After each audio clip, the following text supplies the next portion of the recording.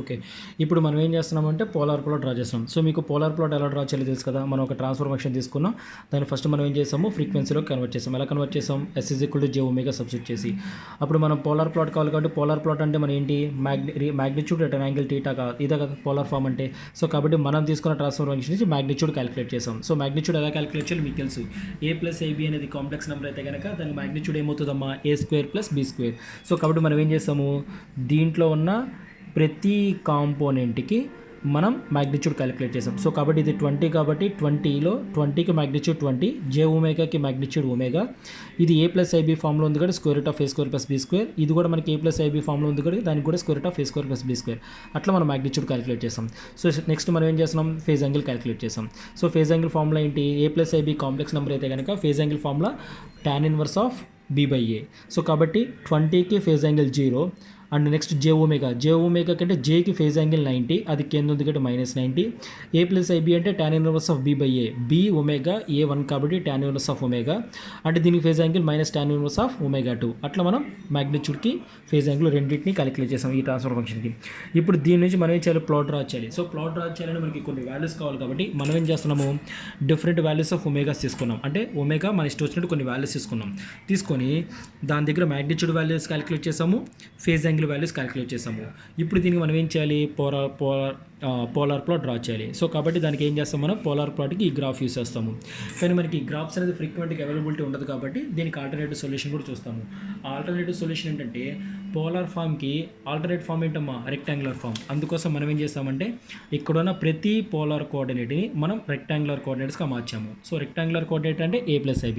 So మనకి క్యాల్సిలో తెలుసు polar ఫామ్ని రెక్టాంగులర్ ఫామ్గా ఎలా మార్చాలి కాబట్టి సో ప్రతి పోలార్ ఫామ్ని దాని కరస్పాండింగ్ రెక్టాంగులర్ ఫామ్లోకి మార్చాము. ఇట్లా వచ్చింది.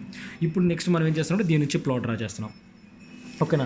సో కాబట్టి ఇది మన పోలార్ ప్లాట్. ఇది ఎలా ఉంటుందో మీకు తెలుసు కదా. సో మనకి ఇందులో ఏముంటాయి లైన్స్ ఉంటాయి అండ్ సర్కిల్స్ ఉంటాయి.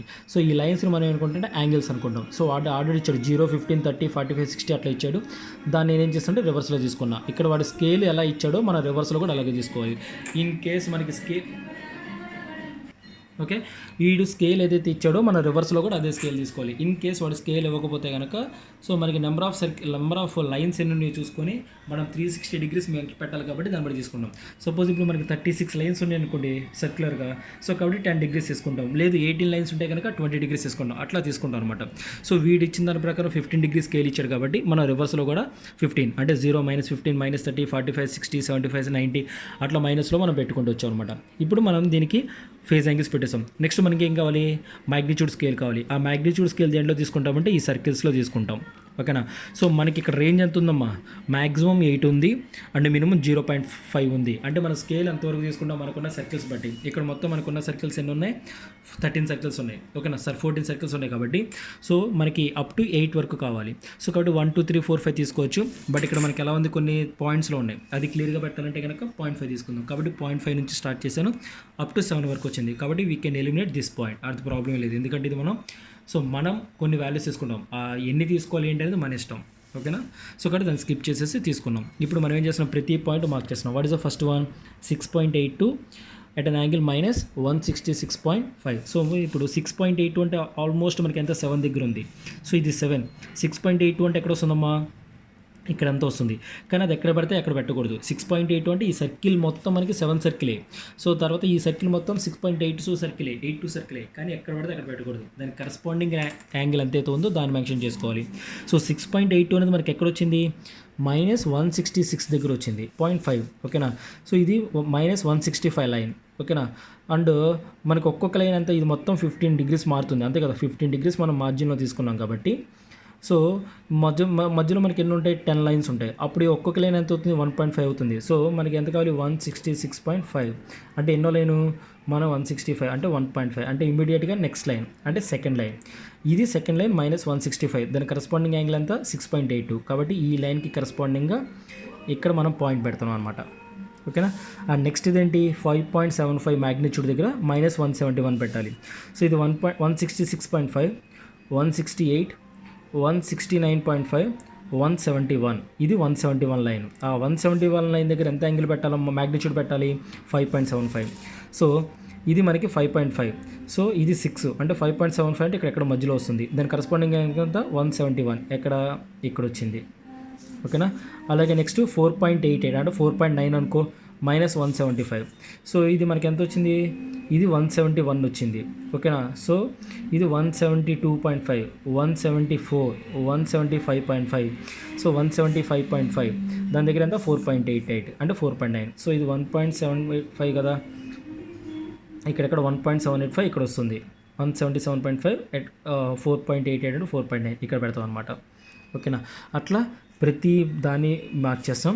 సో అలా మార్క్ చేసిన తర్వాత మనం ఏం చేస్తాము, ఈ పాయింట్స్ అన్నీ జాయిన్ చేసుకుంటూ వచ్చి దాని చివరికి ఆరిజిన్ దగ్గర లింక్ చేస్తాం అనమాట. అట్లా మనం డ్రా చేసే ప్లాట్ని మనం ఏంటో పోలార్ ప్లాట్ అంటాం. ఈ పోలార్ ప్లాట్ దగ్గర మనం ఏం క్యాలిక్యులేట్ చేయాలి, ఫస్ట్ గెయిన్ మార్జిన్ క్యాలిక్యులేట్ చేయాలి, ఫేజ్ మార్జిన్ క్యాలిక్యులేట్ చేయాలి. సో ఫేజ్ మార్జిన్ ఫార్ములా ఏంటి, 180 + 5GC. సో 5GC అంటే phase angle with respect to gain cross off frequency. Gain cross off frequency అంటే ఏం చెప్తాము, మనకి మ్యాగ్నిట్యూడ్ ప్లాట్ ఎక్కడైతే 1ని టచ్ అవుతుందో దాన్ని గెయిన్ క్రాస్ ఆఫ్ ఫ్రీక్వెన్సీ అంటాం. సో మనకి ఇక్కడ magnitude plot phase angle plot రెండు ఒకటే. ఆ ప్లాట్ ఏదమ్మా, ఇది 1ని ఎక్కడైతే టచ్ ఉందో అది చూడు. 1 అంటే ఏంటి, మనం తీసుకున్న మ్యాగ్నిట్యూడ్లో 1 సర్కిల్ ఇది కదా, ఇది మొత్తం మనకి 1 సర్కిల్. అది మ్యాగ్నిట్యూడ్ని ఎక్కడ టచ్ అయింది, మన ప్లాట్ని ఇక్కడ టచ్ అయింది. ఇప్పుడు మనం ఏం చేస్తున్నామంటే ఈ పాయింట్ నుంచి ఆరిజిన్ ద్వారా చూసుకుంటాం. ఆరిజిన్ నుంచి ఈ పాయింట్ లింక్ చేస్తూ ఇక్కడ ఎంత యాంగిల్ ఉందో చూస్తాం. ఓకేనా. ఆ పాయింట్ ఎక్కడ వచ్చింది, ఇక్కడ వచ్చింది. కాబట్టి ఈ యాంగిల్ ఏదైతే ఉందో అది 5GC అవుతుంది. సో దేర్ఫోర్ 5 = ఎంత వచ్చింది మనకి, -156.5 వచ్చింది. సో దేర్ఫోర్ అప్పుడు మనకి ఫేజ్ మార్జిన్ ఏమవుతుందమ్మా, 180 - 156.5 అప్రాక్సిమేట్గా మనకి 22.5 డిగ్రీస్ వస్తుంది. 23.5 డిగ్రీస్ ఎంత వస్తుంది. ఓకేనా.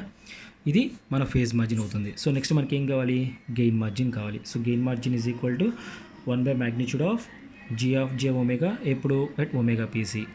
ωPC అంటే ఏంటి, phase cross over frequency. So phase cross over frequency అంటే ఎక్కడైతే మనకి ఫేజ్ ప్లాట్ -180 టచ్ అవుతుంది, అది ఇక్కడ ఫేజ్ అన్న మ్యాగ్నిట్యూడ్ అని ఒకటే ప్లాట్ కదా, అది -180 ఎక్కడ టచ్ అవుతుందో చూడు. సో మన ఫేజ్ ప్లాట్ -180 ఎక్కడ టచ్ అయిందమ్మా, ఇది కదా -180 లైన్ ఎక్కడ టచ్ అయింది, ఇక్కడ టచ్ అయింది.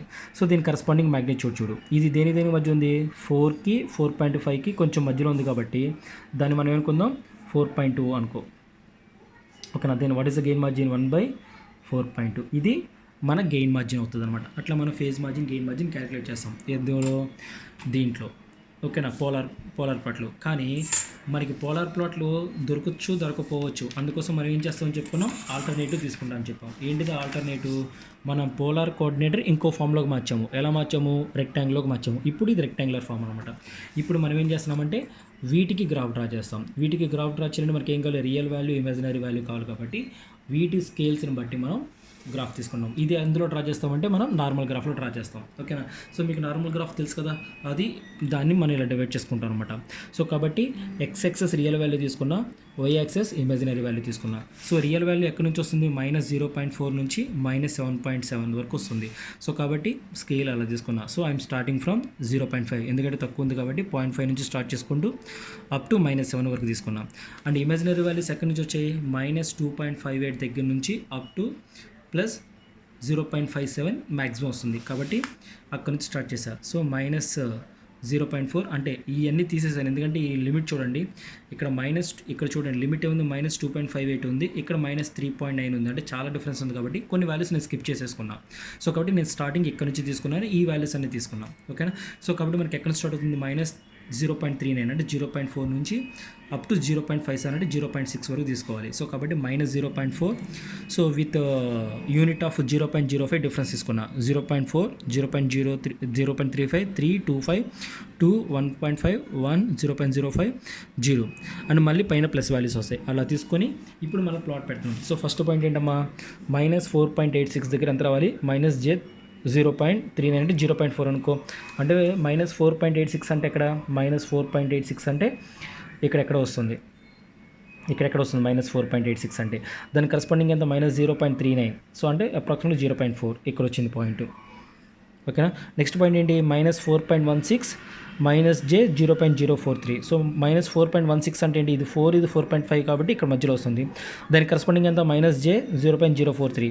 సో 0.05 అంటే ఇది కదా, 0.043 అంటే ఇక్కడ వస్తుంది. ఓకేనా. నెక్స్ట్ -3.53 J 0.193 అంటే దీని 0.2 అనుకో, దాని దగ్గర అంతా 3.53. సో -3.5 ఇది -3.53 అంటే ఇక్కడ వస్తుంది, అది -0.2 దగ్గర ఈ పాయింట్ అనమాట. ఓకేనా. అట్లా అన్ని పాయింట్స్ పెట్టాను. నేనేం చేశాను, ఈ పాయింట్స్ అంటే ఇది చాలా దూరంగా ఉంది కాబట్టి నేను ఈ పాయింట్ ఎలిమినేట్ చేశాను. కాబట్టి మనకి ఎక్కడ స్టార్ట్ అవుతుంది, ఇక్కడ నుంచి స్టార్ట్ అవుతుంది. కాబట్టి ఈ పాయింట్ నుంచి ఓకేనా ఇవన్నిటిని నేను లింక్ చేసుకుంటూ ఓకే మనం పెట్టిన పాయింట్స్ అన్నిటికీ మనం ఒక ప్లాట్ డ్రా చేసాం అనమాట. ఓకేనా, ఇలా డ్రా చేసాం. తర్వాత దీన్ని ఆరిజిన్ దగ్గర లింక్ చేయాలి కాబట్టి ఇక్కడ నుంచి నేను ఏం చేస్తానంటే దీన్ని ఇలా మనకు ఆరిజిన్ లింక్ చేసాం. ఇదేంటంటే మనకి polar plot in rectangular form.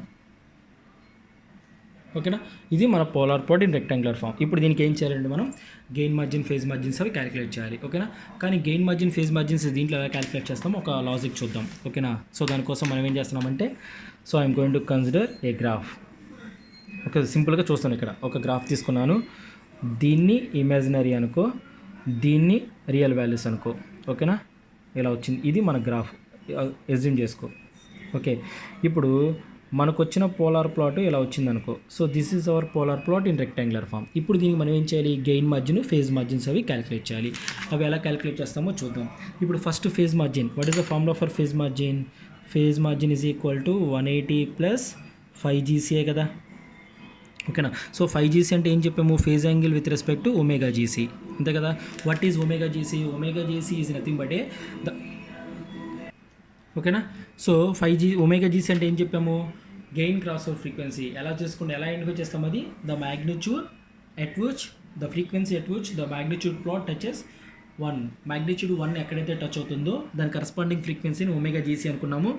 అదే కరస్పాండింగ్ ఉన్న ఫేజ్ యాంగిల్ మనం ఏమనుకున్నాము, 5GC అనుకున్నాం. ఇప్పుడు మనం మ్యాగ్నిట్యూడ్ 1 అనేది తీసుకోవాలి. సో మనం ఈ పోలార్ ప్లాట్లో మ్యాగ్నిట్యూడ్ 1 అనేది ఎలా తీసుకున్నాము, ఇక్కడ మనకు ఒక సర్కిల్ ఉంది కాబట్టి ఆ సర్కిల్ బట్టి నువ్వు మ్యాగ్నిట్యూడ్ 1 అని తీసుకొని ఎజ్యూమ్ చేసాము. మరి ఇక్కడ మనం మ్యాగ్నిట్యూడ్ 1 అనేది ఎలా చెప్తాము, సో మనం చెప్పలేం కదా. అందుకోసం మనం ఏం చేస్తాము అంటే ఈ ఇమాజినరీ యాక్సెస్లో ఉన్న J1 దగ్గర నుంచి ఈ రియల్ యాక్సెస్లో ఉన్న 1 ఏదైతే ఉందో ఈ రెండింటిని మనం లింక్ చేస్తూ ఒక కర్వ్ డ్రా చేస్తాం అనమాట. అర్థమైందా? ఓకేనా, అంటే ఇక్కడ మనం ఏం చేస్తున్నాము, మ్యాగ్నిట్యూడ్ 1 కావాలి కాబట్టి ఇక్కడ ఉన్న J1 నుంచి ఇక్కడ ఉన్న 1కి ఒక సర్కిల్ డ్రా చేసాము.